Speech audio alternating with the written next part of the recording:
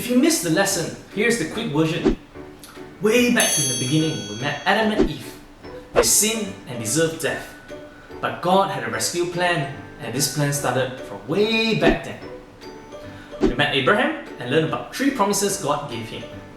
We met Moses, who brought the children of Israel out of Egypt. We met Joshua, who led the children of Israel into the promised land.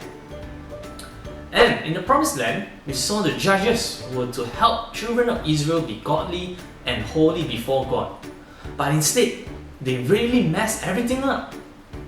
And then we met Ruth and Boaz, the couple God would use to start the godly family that would give Israel their godly king eventually.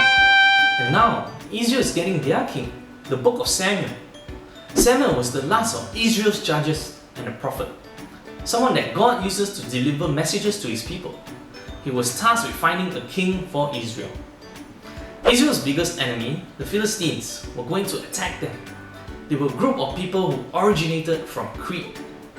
Now they were big, mean, tough, and they were good at making weapons from iron. They gave the Israelites lots of trouble.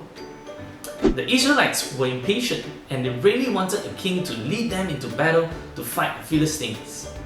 They demanded God to give them a king, so God gave them what they asked. Samuel chose Saul. Saul had all the right loyal looks, tall and impressive, and he became Israel's king. He was a big, strong, brave guy and fought the Philistines and brought victory to the Israelites. But when it came to following God, he was a failure. He thought he was impressive and successful, but he forgot that God doesn't want impressive. God wants obedience, and Saul wasn't obedient. Now God was looking for someone who would listen to his voice and do what he says, and Saul failed. The crown couldn't stay in his family, and God had to find another king for Israel, a man who would do what God asked, a man after God's own heart.